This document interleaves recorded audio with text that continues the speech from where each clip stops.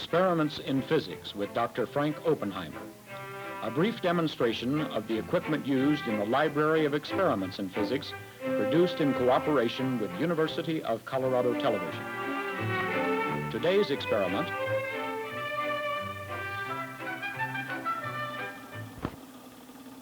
This is the apparatus used to measure the viscosity of air. I brought an extra viscometer along. This one is now under high vacuum. One can see how it operates. There's a glass disc which can rotate, and that rotates between these two brass plates, which can be raised and lowered. The glass disc is suspended by a bifiller suspension, which is really quite delicate, and one wants to be very careful of it, or one introduces extra friction by getting the wires twisted or by breaking the wax. When the plates are wide apart like this, there's no viscous drag, and one can measure any internal friction of the apparatus, which, if it's too high, will mean that the apparatus needs repairing. Actually, it's hard to make the measurement when the plates are that far apart, so one can bring these together against a stop. A stop is set so that the plates leave the glass disc halfway between them, and then simply put these plugs on the end, make sure always that they're on tight.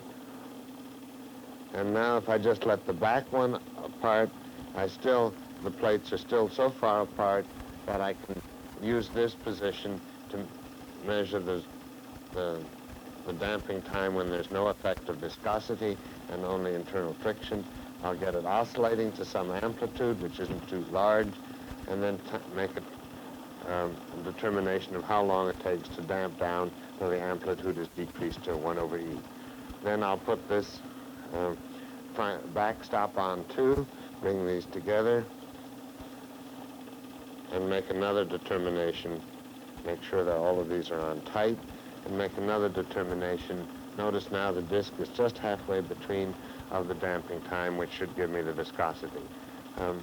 In practice, one doesn't have to make this adjustment with the plate, this measurement with the plates wide apart.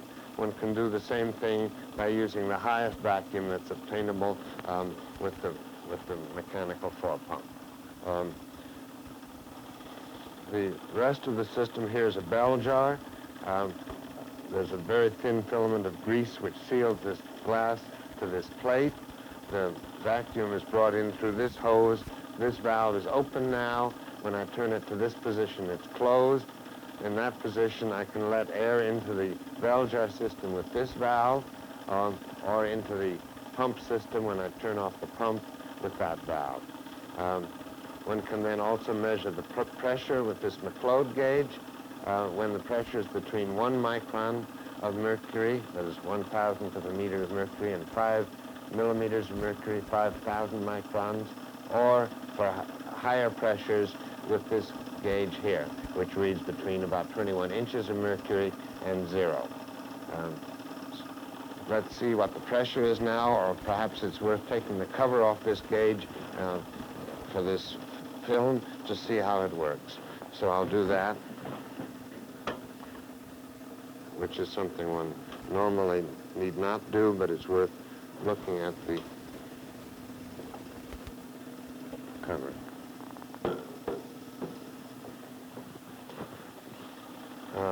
This is the McLeod gauge.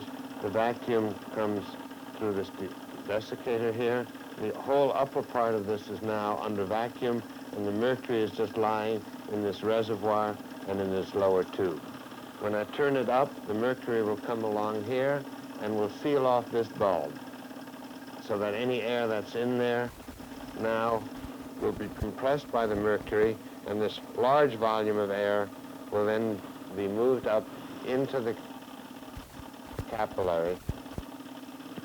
And you can see it coming up here, and it's come up to this point, which is about 30 microns. The other column is open on the top, but this one is sealed, so there's a difference in pressure here now of about 1 centimeter. The pressure of the gas in there is 1 centimeter of mercury, but was not the initial pressure. It was this 1 centimeter of mercury multiplied by the ratio of this large volume to this tiny volume that's left up on top of the capillary. So it's a very sensitive way of measuring low pressures, but it's important that one treat the gauge properly, that is, never allow the pressure to change when the mercury is in this position. If I now let air into the system, or let air into the system any time while there was still mercury in the capillary, now watch it run out, but very slowly. If I now let air into the system, it would drive the mercury up into there and either break the mercury column and leave a fragment up in there or break the glass. So always wait before changing the pressure until the mercury is run out of the system, and never let air into the system or while there's mercury there. Also rotate this rather slowly so that the mercury column doesn't break. Having measured the pressure, we can then measure the damping time at this lowest pressure. Anything less than about 50 microns will not affect the viscosity. You can check this by doing it with the plates wide apart or by different readings. And now if we observe this carefully, let's look at the disc very carefully. And we see that there's a black mark on the glass disc, which now is about 1 division over from the long line on the scale. So that's what we'll call our 0. And then I'll get it oscillating until the deflection is 15 or 16 of the small division. Time it from, say, a total initial deflection of 14 divisions down to a total of 5. That's about a factor 1 over E. If I do this in synchronism, it doesn't help to do it violently, but a little practice. Now it's oscillating, and now I'll start the watch when it hits exactly 15 divisions. Now about 16. There. And now time it till it comes down and hits the 5 division, or the 6 division spot, which will be a total deflection of 5 divisions, because I have to subtract the 0 reading. And it's best not to look at the watch while you're doing this, or it might influence your measurement. And one will probably want to do it several times in order to see how reliable one is.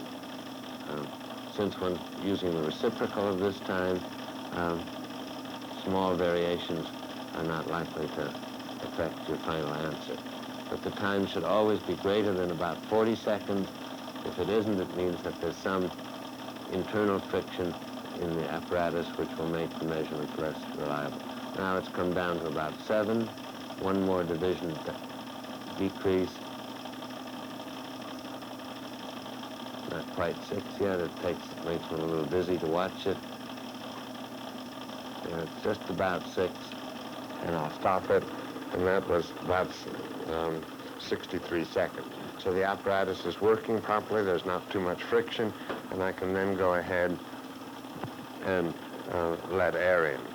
With this valve closed, one way to let air in, if I simply open this valve, I have no control over it, but if I put my finger over the end here tightly, then a certain little volume of air will enter each time.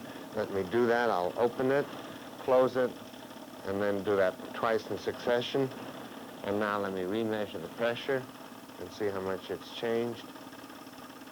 It was about 40 microns.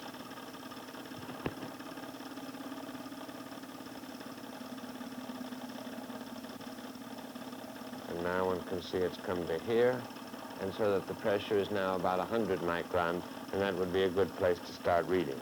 One can then let air in gradually till one has come to have a pressure of around 5 millimeters, and then after that, the Stokes gauge. So now I would go ahead and make another reading, and then finally, after I'd gotten to 5 millimeters, I'd let air in bigger quantities and use this gauge and see what happened as the pressure dropped from to halfway to a quarter way and finally down to 0. Except for the precautions that I've mentioned with not jarring the instrument or making it oscillate too widely and being careful with this, it's a relatively simple experiment. If one is interested, one can also after it's pumped down, instead of letting it down to air, one can introduce other gases through this valve here, and in that way measure the viscosity of other gases. It is probably worth making a temperature measurement and thinking about what happens to the temperature inside this jar as you let it down to air. That's all that's involved in performing this experiment.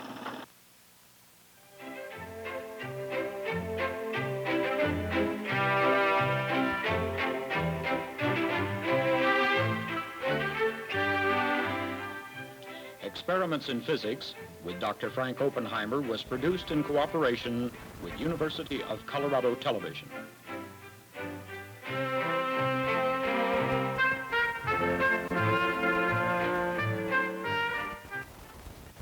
This is University of Colorado Television.